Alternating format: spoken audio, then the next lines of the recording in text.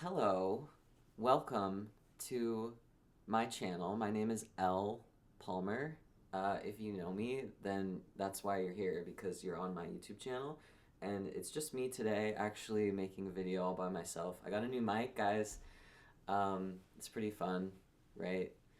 Yeah, so today I'm just going to be talking to myself for like an hour. That's what I usually do anyways when I make videos, so it's totally going to be nothing new. We're gonna talk, me and myself, we're just gonna talk about like Israel and Palestine, my experiences living there for a while, how I can speak 4 different languages. I'm pretty fluent, actually, it's pretty impressive. Um, and my lesbian identity and all the crazy women that I've slept with. We're gonna talk about all sorts of stuff. Just me and oh, I forgot. I just yeah. I forgot. There's somebody else here with me today. My cat.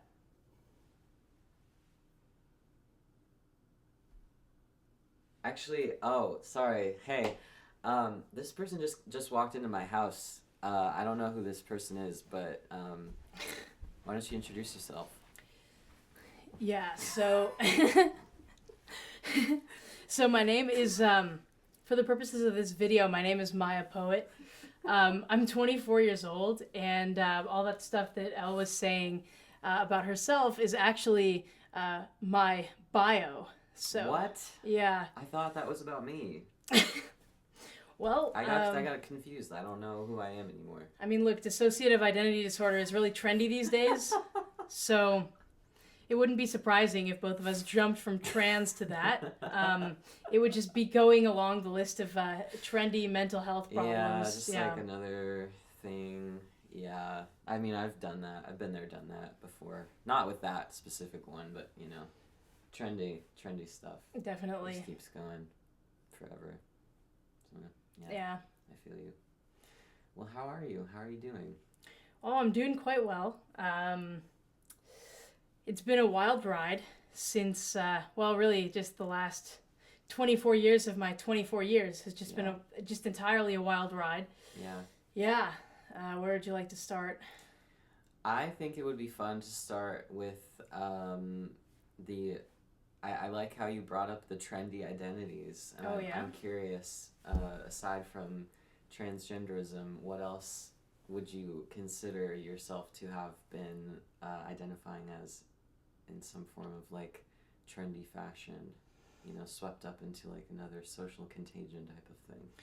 Well, it wasn't with. I didn't do this with mental illnesses. But I did go through every single lefty cause about probably 3 to 4 years before my peer group latched on. So I was like, I was an early adopter of trans. I came out as trans at the age of 12 in 2012.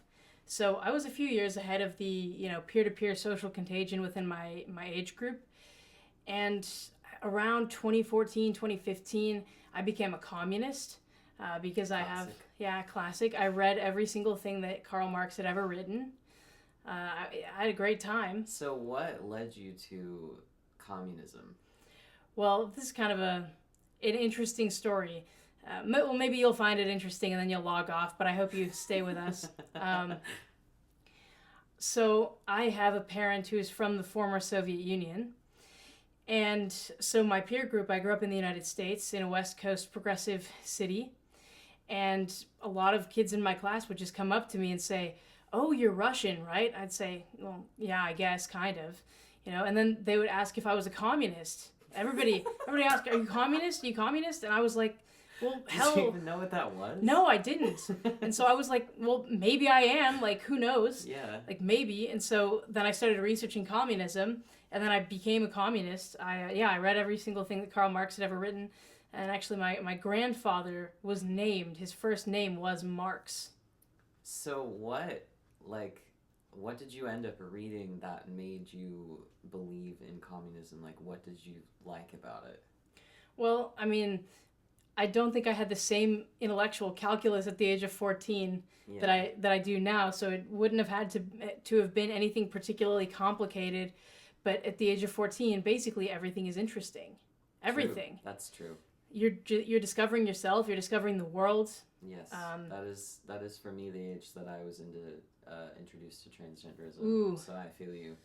Yeah, like I think that especially like gifted kids or very like intellectually oriented kids tend to be drawn to new big ideas. Well, it doesn't even have to be a new idea. It can just be a new idea to them, which really could be any idea because 14-year-olds have only been on the planet for 14 years. So 14-year-olds think they're discovering everything for the first time. Well, they are. They are discovering everything for the first time. And god damn it, they're right about everything they discover. Yeah, they're the world's best political commentators, 14-year-olds. Yeah. You know, at least I thought the adults, you know, around me were just imbeciles. Yeah. So stupid. So stupid, Yeah. right? Because they hadn't read, you know, the Communist Manifesto or Das Kapital or really anything. I mean, Exactly. they'd just been reading, you know, classical literature and you know, things that enrich their minds. Yeah. You know, that's pretty lame. They weren't doing any of the deep thought that we were doing. Right, like they were never kids. Exactly. Yeah, they just were born adults, you know? They never had their phases that they went through because everything that we were going through was not a phase. Oh, yeah, definitely. Yeah. No, it was for real. Yeah, we were pioneers. Yeah. So yeah, I mean, I think it started with the Communist Manifesto and then I started watching a lot of videos about communism, but I mean, I've always been sort of prone to developing extremely deep, almost obsessive hyper-fixations on a variety of topics. So communism was one of them, trans was one of them, but before trans, it was actually the world's tallest people, who I had found out about by leafing through the Guinness Book of World Records. And I wanted to know why they were so tall. So I went on the internet, and I barely knew how to type because I was probably 8 or 9 years old. And I looked up the world's tallest people, and I found out pretty quickly that they were super tall because they had a pituitary tumor, which basically impacted their body's ability to secrete and like regulate and really to stop the secretion of growth hormones. So they grew super tall, and it was asymmetric growth. And the more I got into the rabbit hole, the more I realized like they die really young. Because in one case, like one of the sufferers, her heart basically overgrew her rib cage, so her heart stopped beating, and she was really quite young. Yeah. So I was captivated by this topic, and I thought that as an 8 or 9-year-old, it was my duty to try to solve or cure this very exceedingly rare brain tumor that basically nobody has. So that was my first real like internet rabbit hole. What do you mean you wanted to cure it? Like you wanted to become a doctor because of that?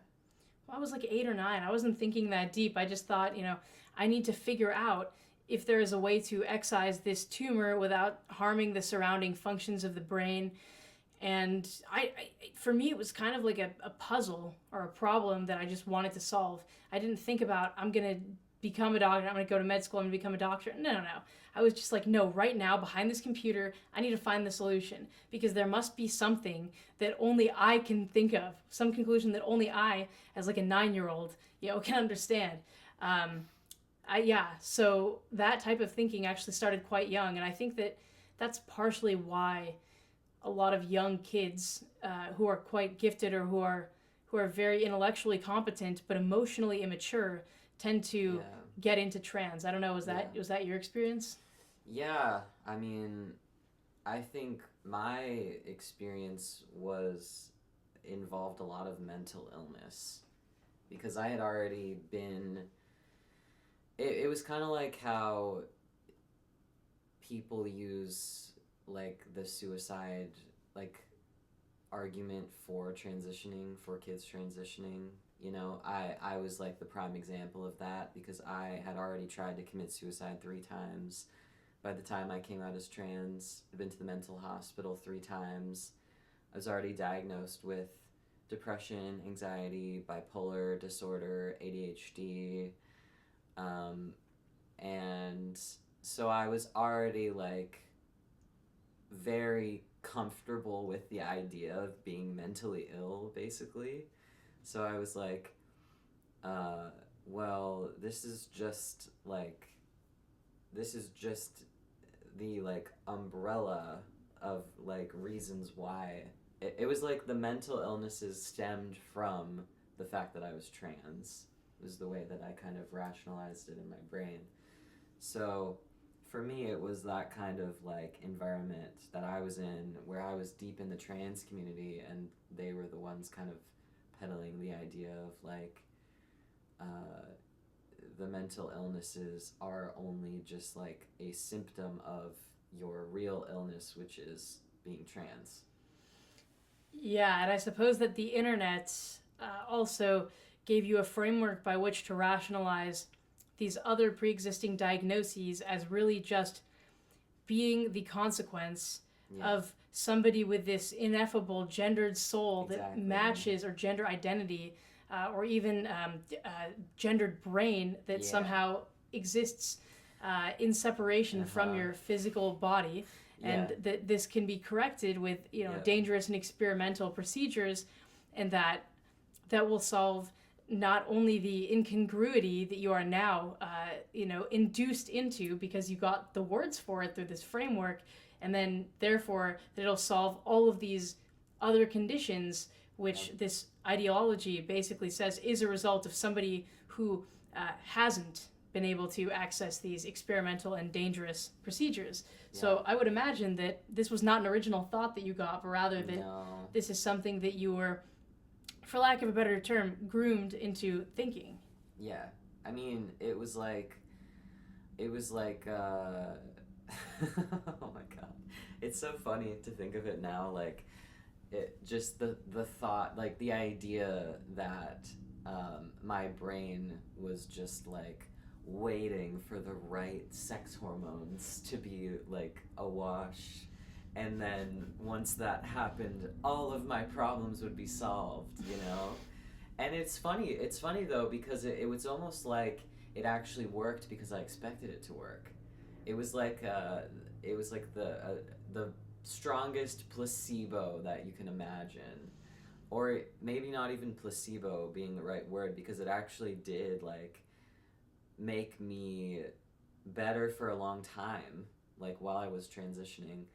And I just, it was like I got to escape, like run away from all my problems. It was like I put them all away in like a time capsule, and I just kind of locked them away until the day I decided to detransition, and then I had to open them all back up again, like I set a timer, and then it was just like counting down the days till I get to open this back up and face all these problems that I had been running away from. So yeah, that was definitely hard when the time came to finally deal with all those things, but it's definitely been like since I started detransitioning almost 5 years ago, facing all the things that originally led me to transition has been, I mean, it's really feels like it's completed me into like a whole person now, instead of just like fragments of a person like I felt before when I was trying to be a man, but I knew that I wasn't. So even though it's been hard, it's definitely been very like a growing experience for sure, and like growing into adulthood as a woman has been really amazing, knowing that I don't have to do anything to like be a woman and like just get older. I don't have to take fucking weekly testosterone shots for the rest of my life. That's a pretty nice perk of detransitioning. Or even thankfully, you don't even have to take estrogen injections or pills for the rest of your life, because thankfully you stopped before it impacted your reproductive system to the point where that would have to be removed. Yes. So I mean, thankfully, and I really relate to everything you just said. Although I didn't medicalize, so my story is a little bit different, a little bit crazy, a little bit unhinged. Some of the things that I did with the eventual goal of transitioning, and just, it's kind of nuts. But before I tell that story, I just want to respond to what you were talking about basically putting all of your distress in a time capsule. Basically, what I've noticed for myself, and it seems like what happened for you as well, was that the trans identity basically rationalized the distress that you were feeling as a young teenager puberty, adolescence, identity crises, also just growing up in the 21st century where everything is digital, and we were not evolved to live in a digital world. We were evolved to be members of intergenerational communities and interacting with other people of different ages. So, and a very, very, very small group of people, like never more than like 100 or 200 at a time. Like we weren't supposed to know as many people as we know, especially through the internet. It's crazy. yeah, like social relationships just get totally warped on the internet. And it's not to say that it's always a bad thing. Like sometimes it can be invaluable, but our lives being mostly or entirely or even partially or even somewhat digital is a very, very new phenomenon. Yeah. And our brains and our brains' reward systems have not evolved quickly enough for us to be having these supercomputers in our pockets and on our desks that can transport us to all of the human knowledge in the world without having to interact with a single person in order to access it. And, so I really understand the whole, like, the way that distress basically gets fossilized. From the moment you discover this trans identity that is supposed to explain your distress and that is supposed to provide a way out of your distress, it's so easy as a kid to have zero perspective and zero idea of your future, and just you get this idea in your head and then you stake your entire life and your future on it. Yeah. And for me, that's absolutely what happened. And for me, the process of desistance from a trans identity that has lasted for half of my life has been a process of, at first, unindoctrinating myself, and then secondarily and most crucially, trying to figure out, the reasons why I got into it and to actually encounter the distress that I've allowed myself to fossilize over the course of half of my life. Yes, that's a therapy skill. It's like exposure therapy. Mm-hmm. It's very important for growth as a human being. Yeah, it absolutely is. And what's kind of annoying is that, as people, I think we both consider ourselves to be somewhat intellectually oriented. And it's hard when you're an intellectually oriented individual to realize that not only did you get duped because you forget that you were a kid, and that the smartest of kids cannot really inoculate themselves against this type of stuff. But honestly, just the fact that, I right now, in the process of desistance, which for me has been really less than a year, I have realized that I have to encounter the distress that I let fossilize at the age of 12, like discomfort with the presence of my breasts, because I just thought, well, I'll never have to get over the fact, that I don't like my breasts, because someday I'll become financially independent from my parents, become an adult, and move far away and just remove them. Yeah. So, the discomfort that any girl who's starting puberty has to deal with about her breasts, usually they overcome that. Right. Barring any serious trauma or problems, they overcome that throughout their adolescence. Right. And by their young adulthood, if not sooner, they're comfortable in their bodies. But I didn't do that, and I suspect that you also didn't do that either. And so now you have to deal with that as a young adult. Yeah. Which definitely has made me feel even more developmentally stunted in comparison to my peers than I already felt before, which was already pretty significant, because it was the classic situation of, gifted kid who is not great with emotions. So that just will make you feel even more out of place with your peers than you did sort of even before you adopted or when you adopted the trans identity. That is such a great way to put that. I really, really like how you expanded on the time capsule idea, because it's something I've never really put into words as well as you just did, because I definitely, especially like early in my detransition, I went through so much grief over being like, I have to start completely over with my self-confidence, with my sense of self, because I don't know who I am. I built up my entire life from age 16 starting testosterone as a boy, and then turned into an adult man, and when I was 19 realized that that was not who I was, and suddenly I was this like very, very like passable trans man, like full beard, like people would be shocked that I was trans, uh, to waking up one day, it felt like overnight, literally, just like a snap of the fingers, and suddenly I was like, I'm a woman. What do I do now?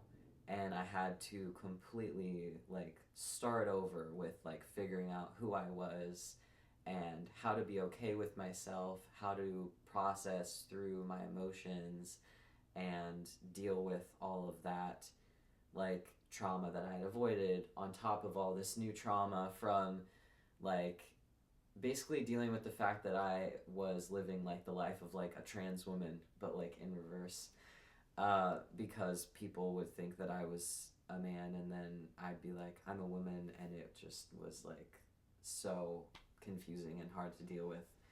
Um, after taking testosterone for 3 years, so on top of all of that, like having the things that had never been dealt with, as a teenager, um, it's still hard. I mean, I'm not gonna lie. Like, it kind of feels like it's gonna take a long, long time. Like for me personally, like I'm 5 years in, I'm still dealing with repercussions from like transitioning and from things that have happened to me like while detransitioning as well. I mean, it's just life. Life continues and things keep happening that make it hard, but you keep going, and you have to keep going. Unfortunately and fortunately, but Just keep swimming. yeah, you just gotta keep swimming even though you're drowning, but you just keep going. I don't think you're drowning. I mean, I think that drowning in this case would be the sort of catastrophic end, but I think that progress is very rarely, if ever, linear.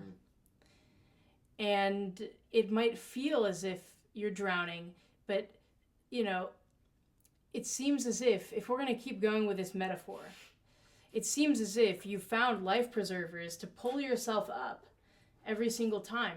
And that's how most progress, like whether it's psychological recovery, or even whether that's a transition within sort of regimes or systems of government, or even with social movements like the civil rights movement or the gay rights movement, there were always bouts of progress followed by some kind of backsliding.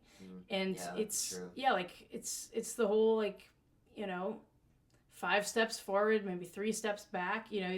This is how progress works. I mean, it would be almost manic if all progress were totally linear. It would be fundamentally unsustainable. That's true. So I think what you're discussing is not actually drowning, but it's the property, or it is the experience of human resilience, which I do believe that human beings are by nature resilient. I mean, we overcome all kinds of, we overcome natural disasters, famines, wars. We overcome all kinds of crazy instances within life, and somehow we continue to get up and to have children and raise children and move to different parts of the world and interact with different populations of people. And this is just how human beings are evolved to be. That's the reason why we need our parents, at least, that's why we need our parents for far longer than other mammals do, and why our brains take so long to develop. It's because if our brains could only develop, to a specific set of perfect, super happy, super great, flawless circumstances, we would never be able to adapt to anything. Yeah, that's true. So actually, I think what you're describing is just that you're very adaptable, and you're experiencing like the super normal process of healing from some psychological brainwashing and institutional and medical collusion within that brainwashing. And what you're doing is actually coming back from it with an extreme strength. And it's not always perfect, and if it were always perfect, then it wouldn't be overcoming anything. It would just be smooth sailing. But you're actually becoming more resilient, as is our nature as human beings. And that's what I think is going on. Yeah, I think about that a lot in terms of like psychology, like part of the reason why I think so many people struggle with mental illness nowadays is because life is not challenging enough for most people. And like, especially like when people just spend, you know, all of their time working at a job that they don't like or that doesn't challenge them in ways that, you know, humans have spent most of our history like constantly, you know, fighting for food, survival, you know, the basic like things that we would just need to keep living and like reproducing and all of those things.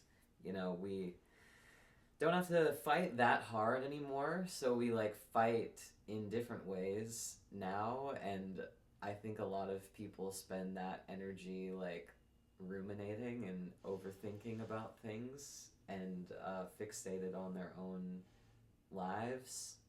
And I've definitely been guilty of this a lot myself, where just like you kind of wonder like, what am I doing here, and like what's wrong with me, and why do I feel like this, and like how do I fix, you know, myself and all of these things. And it's just sometimes you just have to take a step back and be like, you know what, this is very unnatural.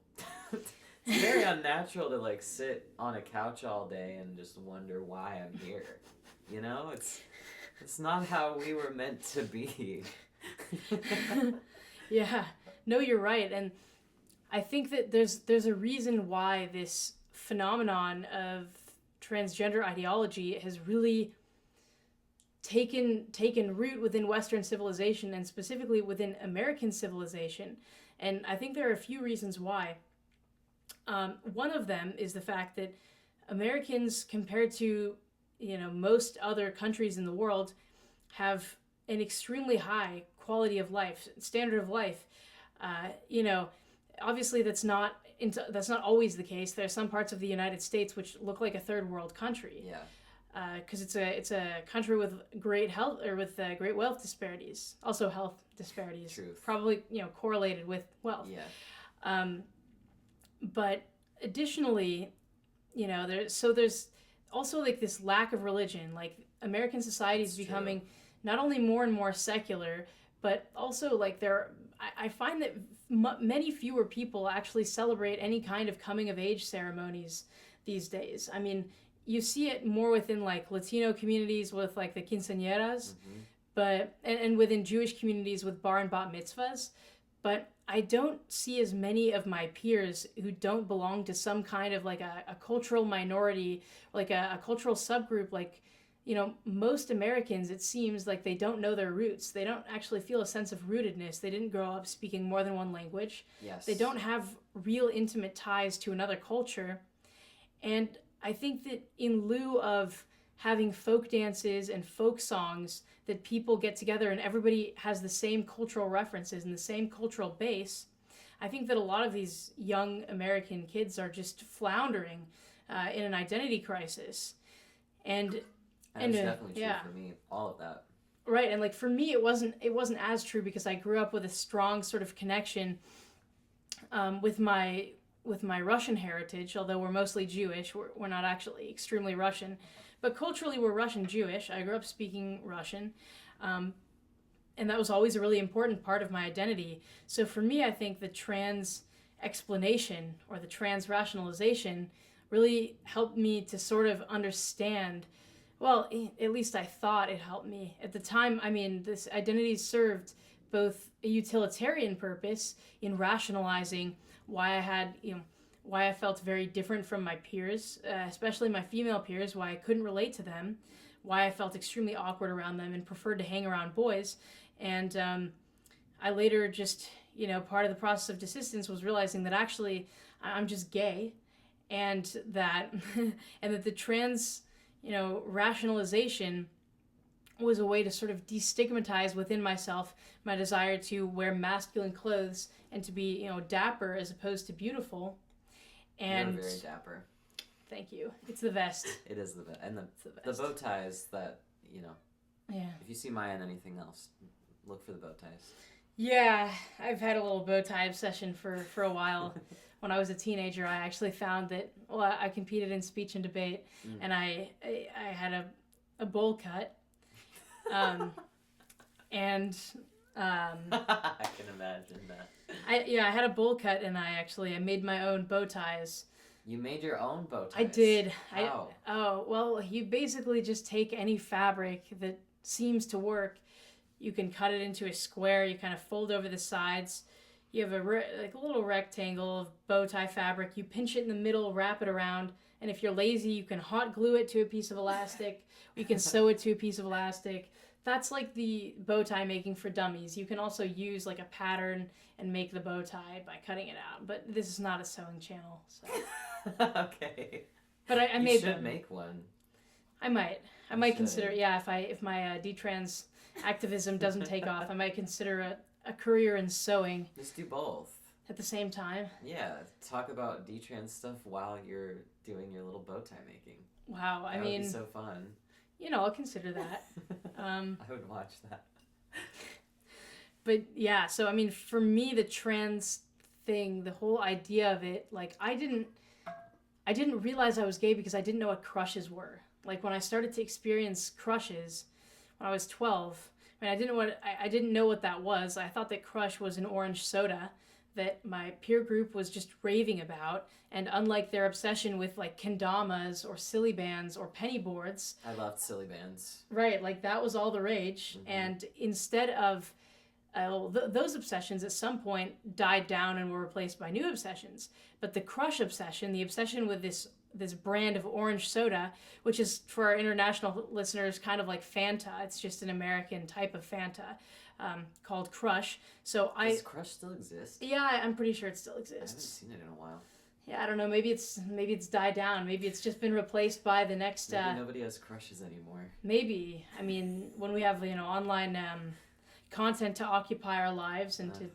basically bypass every single emotional and physical driver that we possess as humans, it would make sense. Yeah. So I didn't know what that was. I thought it was orange soda, and I just felt basically very awkward around this one particular girl in class. Like we would engage in the American cultural ritual of I saw that. You did. Saw that. We would engage in the American cultural ritual of taking a stack of worksheets and passing it down. Passing it down. Take one and pass it Take down. one, pass it down. Yep. So we were Just doing like that. the blunt. Are we allowed to say that? I don't know. I don't know. It's fine. Don't ban us. So we would do that, and there was this one instance in which my hand briefly brushed by the hand of my female classmate who was passing it to me. Let's do a dramatic Reenactment? recreation. Yeah, reenactment. We don't have a stack of papers, but we have. Let's do Fan this. toll booth. So it was kind of like, okay, you take this, right, and you pass it to me, and then our hands briefly brushed by, yeah. So that happened, and as a 12-year-old, as a result of that, my heart rate decided to, skyrocket. I started sweating profusely, but at the same time, my mouth was extremely dry. I felt dizzy, discombobulated. I felt as if like my body was heating up to such an extent that whatever heat was flowing through my veins had overpowered the classroom air conditioning unit, and I turned bright red. I didn't know what to do. And when I looked at this girl to try to sort of apologize to her for the brief touch of our hands, I opened my mouth and nothing came out. And I realized that around this girl and around other girls, starting from this moment, I was not able to form coherent or intelligible sentences around them. So I thought that I was totally losing my mind, and I didn't know what that was. And because I was a good little internet researcher, I went into WebMD and I typed in my symptoms. Yeah. And if you know anything about typing your symptoms into WebMD, even if they're the most normal body aches and pains, you get cancer, you're going to die, or in my case, in addition, I got, they're not going to suggest a panic attack. They're going to suggest something that you need to go to a doctor for. And what I got, in addition to what you just mentioned, the results I got were at least 3 different neurodegenerative conditions that I may or may not die from. So from that moment, I was just scared. I was scared shitless that I was going to die. Sad. And so I went to different doctors. I got like an asthma test. Did you actually go to the doctor because you had a crush on a girl? Well, it's because of the symptoms of the crush. Your parents took you to the doctor after you told them that story? I didn't tell them the story. What did you tell them? I just said that at school I get really dizzy sometimes, and I don't remember exactly what. I mean, I told them the symptoms because, again, I didn't, and I cannot state this clearly enough. I did not understand that the brief touch of the hand with this girl is what caused me to feel all of these symptoms. Okay. I didn't realize that these were connected. I, at some point, thought that maybe the stack of papers, because it had been touched by teenage boys who didn't shower, might have had some disease that I had contracted. That I thought was Cooties. a pretty... Yeah, well... Cooties. And if I were like a more normal kid of my age, I might have had that as a justification. Oh, wait, how old were you at this 12. point? I was 12. That's kind of crazy that you were that old, but you didn't really understand that, the concept of, like, I don't know.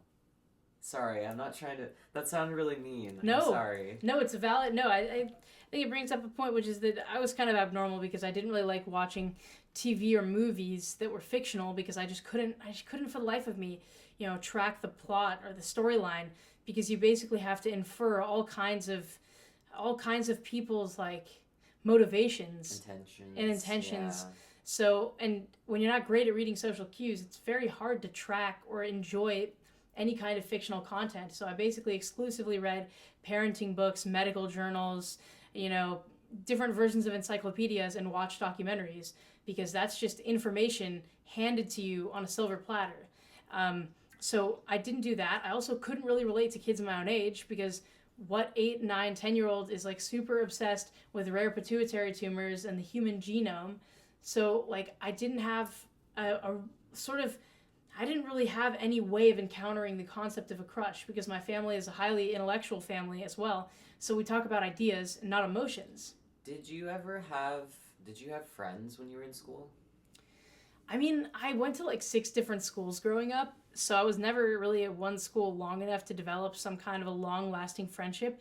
But I have little buddies here and there. Every couple of years I'd switch a different buddy. Mostly I just hung out with the kids who were lonely because I felt bad for them. But often they were, like, so insufferable that I didn't actually want to be. I didn't actually want to be. I wasn't lonely. I just hung out with the kids who were lonely so that they would feel better. Well, I did. I've been fine on my own. Well, I didn't necessarily feel lonely. Like, I was always very driven to socially interact with people, but I just didn't understand kids my own age.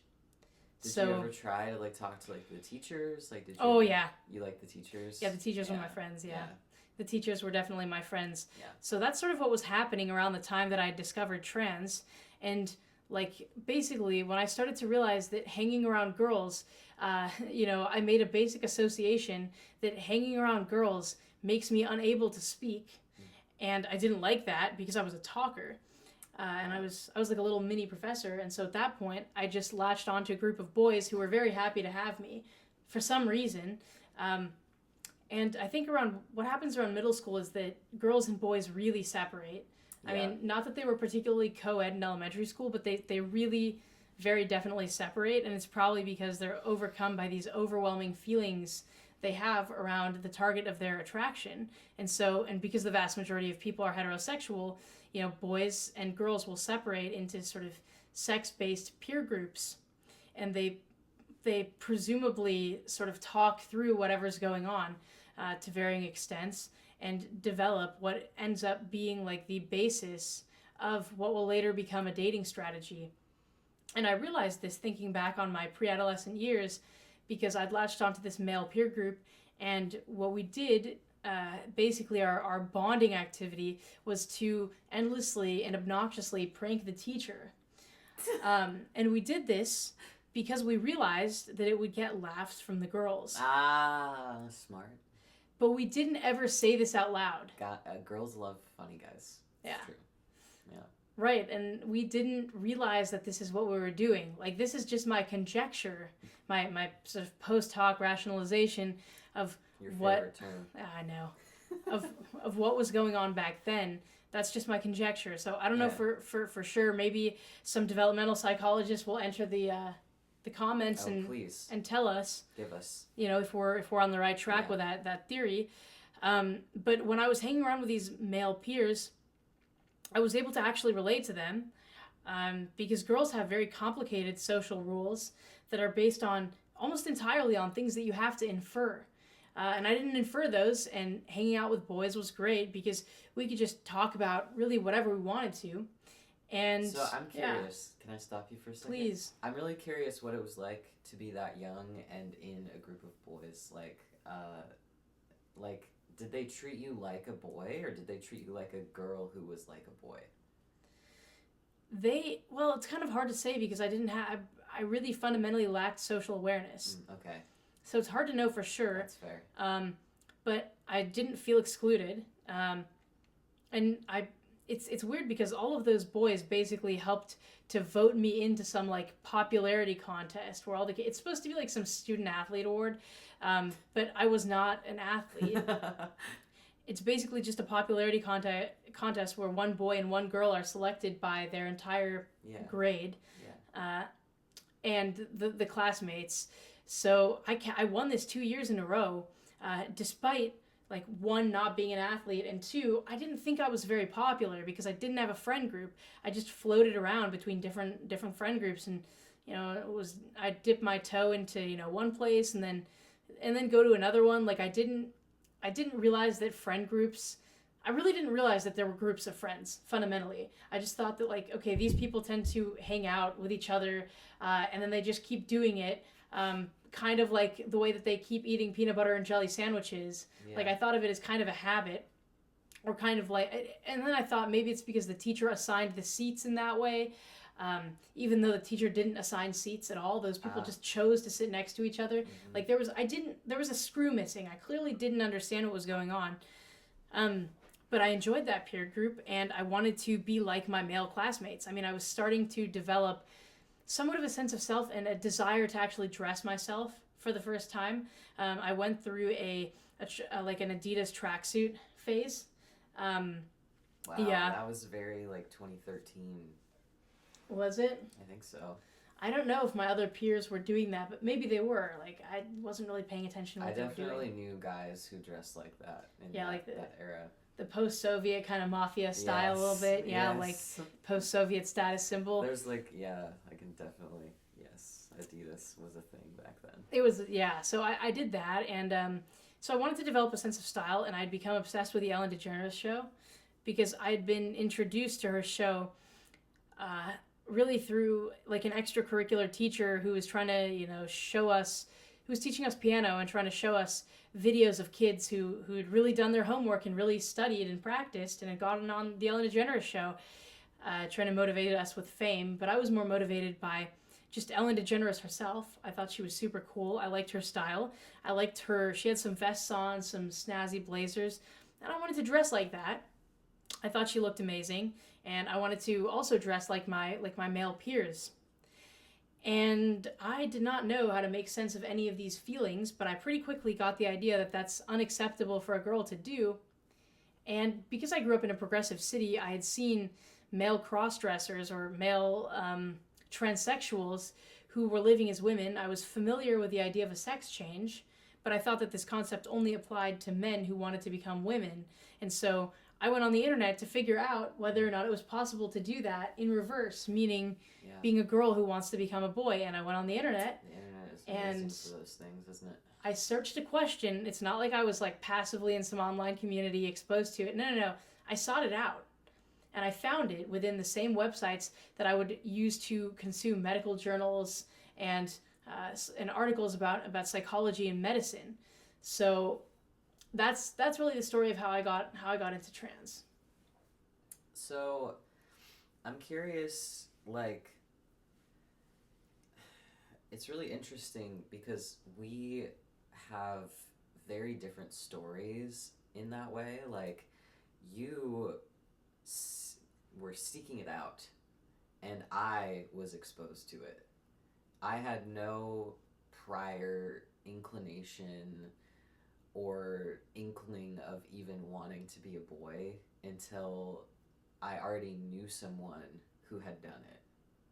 And like, I was already in a friend group with people who were identifying as trans, and before I even like thought about the like idea of being a boy. So like, and for me it was like I was a girly girl like growing up. Like my whole childhood I was the girliest of girly girls. Like I wore dresses all the time. I was always wearing like the brightest colors. I had long hair. I always wanted to have my hair done. My mom was always like curling it and doing all these things to it, teaching me different styles for it, all sorts of things. I loved going shopping. Like I wanted to wear high heels and makeup, and like I looked forward to the day that I would like be a woman when I was younger.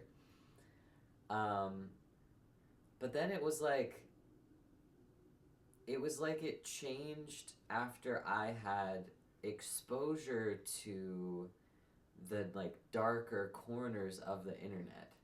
Like it was like porn from a young age, like 9 years old, was something that I think might have been a turning point for me, like no longer looking forward to being an adult woman.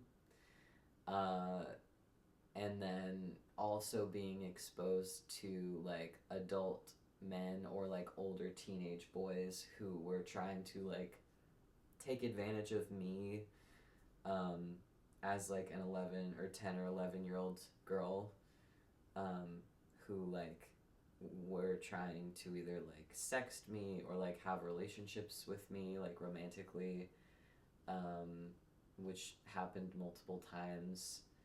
And also being exposed to like online like misogynistic jokes, like sexism constantly, like in the early 2010s. It was everywhere on the internet.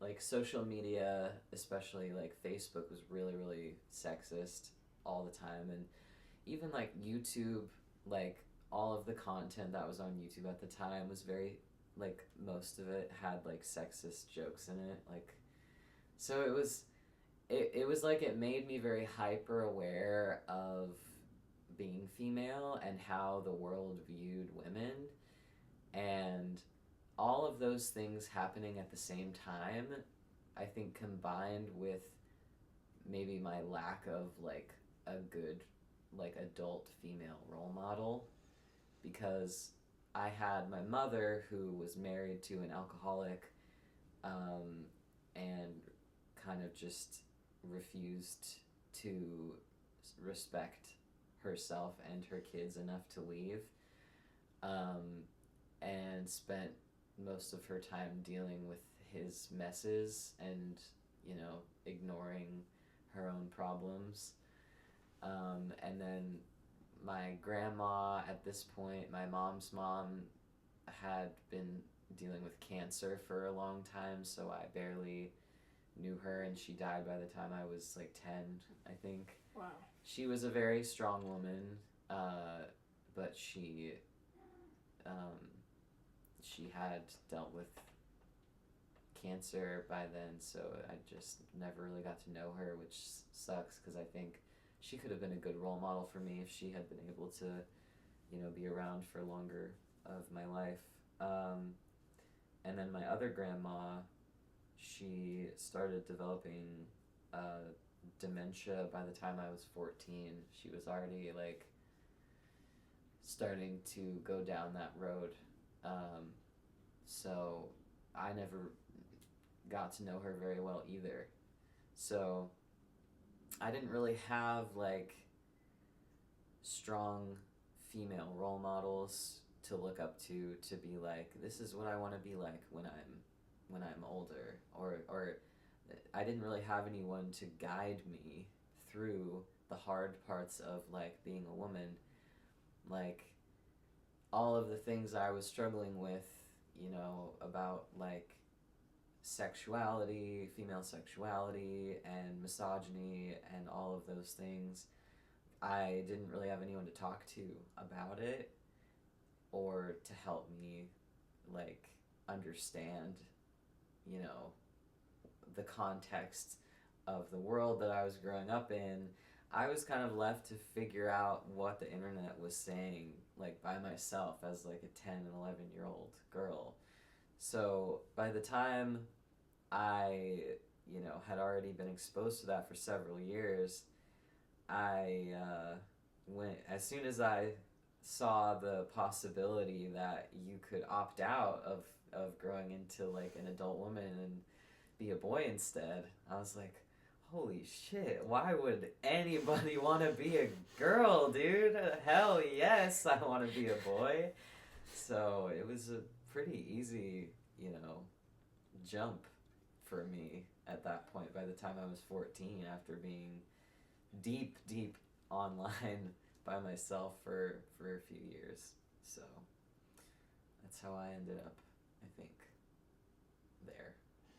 Yeah, it seems like all of us, we have our way into trans, and there are certain subgroups of people who are more vulnerable to falling prey to this ideology than others. Like, you don't see the super girly popular girl really getting into this type of stuff because she knows her place.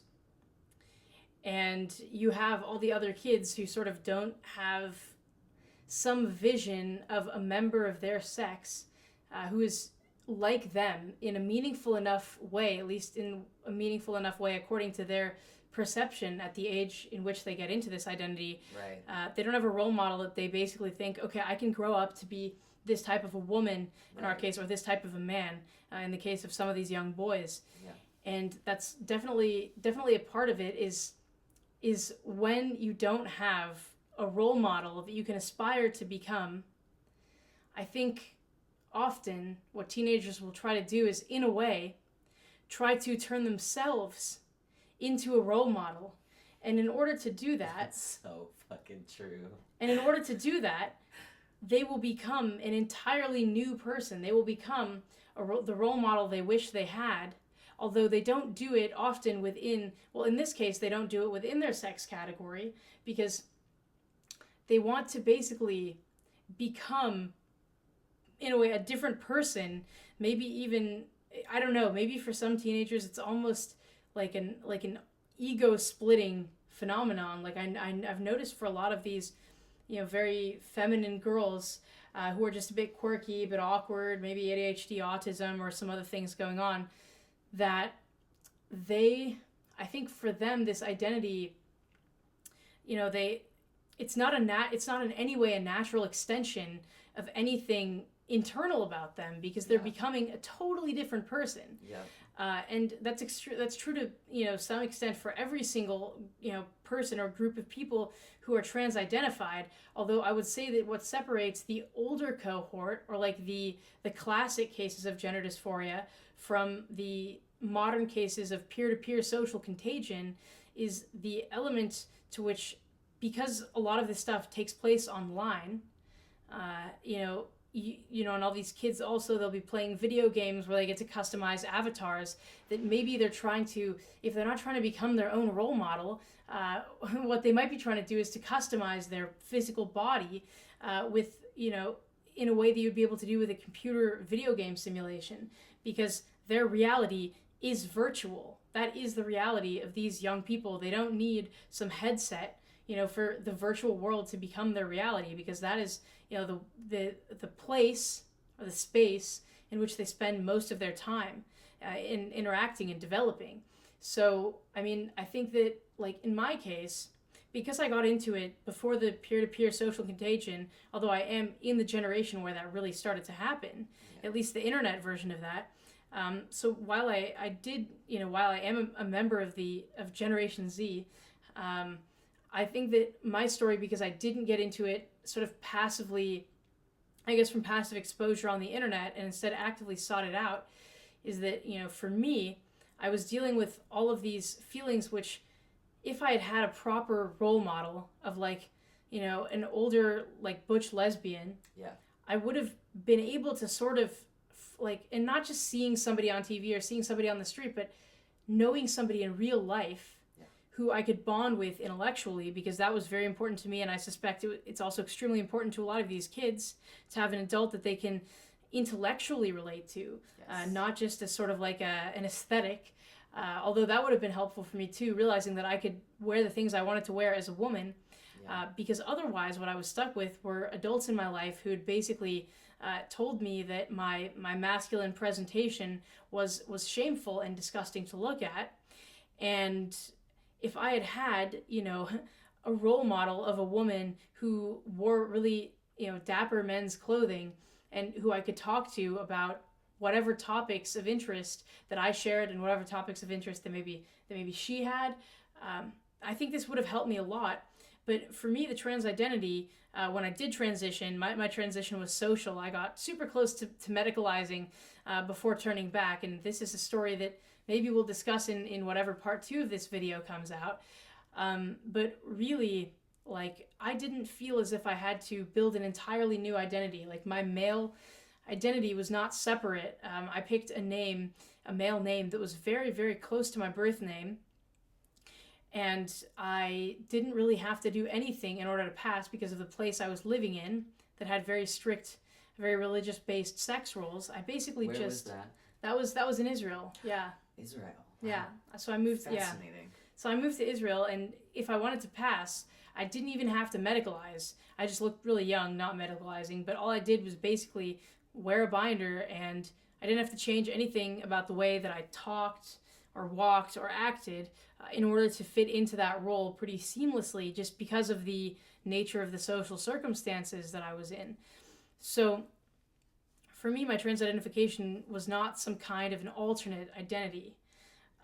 It was just basically a more practical way of getting what I wanted, which was to, not have anybody give me shit for the type of clothes I wanted to wear, to be able to date women and not have people think twice about it, and to not be sort of physically in danger because I was perceived to be a woman, and a gender nonconforming one at that, who is, dating another woman. So for me, the whole transition actually seemed to be basically seamless and practical, and it was only when I detransitioned or desisted that I realized that actually this transition had been covering up years and years and years of stuff that I'd hid away in the time capsule, the proverbial time capsule that you discussed, and just piled on, an entire entangled, intertwined social network based on a series of lies that didn't seem like lies because they didn't seem like a fundamental stretch. So that's sort of how that looked for me. Yeah. Okay, Maya, I think that we should probably take the time to ask each other one more question, and then be done with this part 1 of this video we're doing. I'm curious to know if you could say one thing to somebody out there who might be, maybe had a similar situation to you growing up, and maybe they ended up identifying as a trans person, and they're currently watching this wondering what they should do, how they should move forward. They don't know who they are. What would you say to them? Well, I would say that when I was first stumbling across detrans content, I didn't see a single detrans story that actually spoke to me, because I came into trans in a pretty different way than other people even the same age as me came into trans, just because of how early I got into it. And I would say that transition is indeed a coping mechanism for gender dysphoria, but the jury is still out as to whether or not it is the most efficient, expedient way to overcome the distress. What we do know is that there are people who, there are increasing numbers of people who do regret it. both dependent on and independent of the medical harm that it causes. Because it is risky, it is an experimental treatment protocol that is being done outside of experimental conditions of a controlled clinical trial. We do know that. But there are also people who don't regret their transition, even if they've sustained quite severe medical harm as a result. So I encourage people who are trying to, consider where to move, with this chapter of their lives. I would say that for me, even socially transitioning, while I was in the middle of it, I thought that it was solving my dysphoria.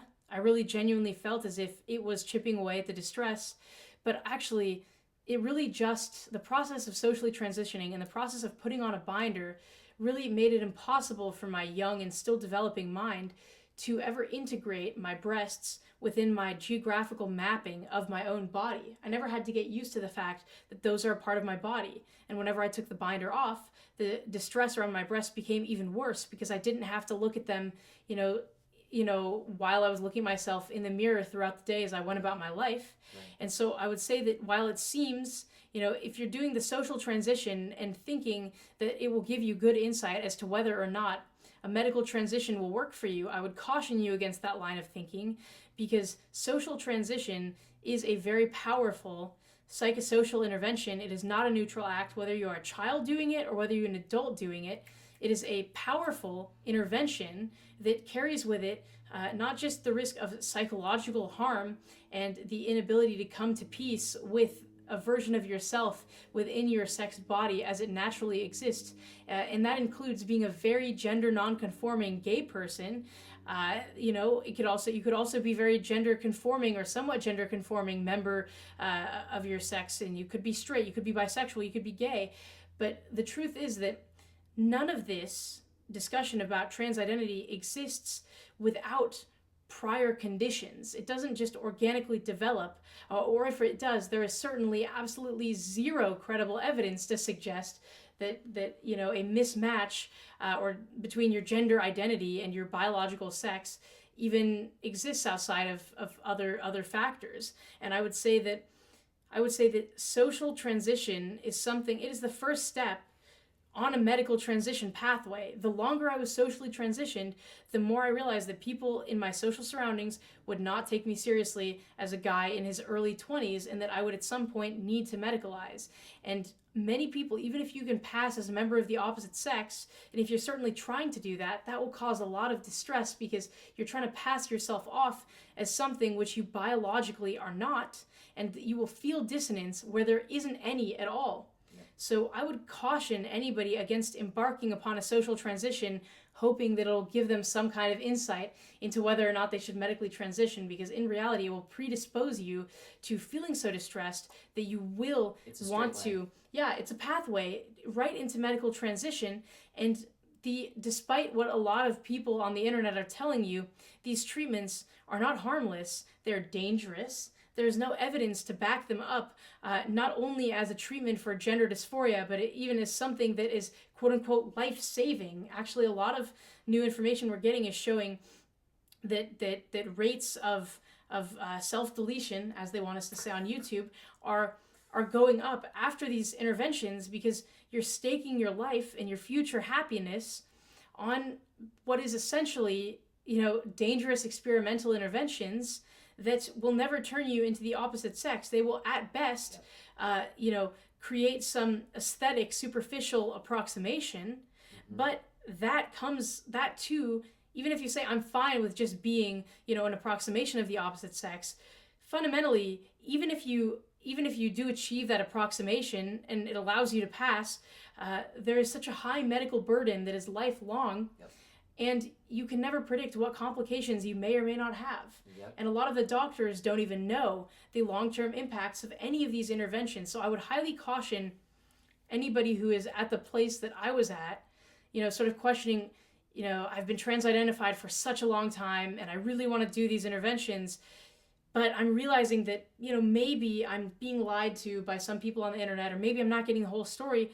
I would really encourage you to think about, whether or not you are willing to live with all kinds of unknown medical complications that will leave you dependent on the medical industry for the rest of your life, or maybe if it's possible for you to just like find some version of yourself that you can be without involving big pharma into your sense of self and your identity. So that's sort of my that's my maybe biggest piece of advice.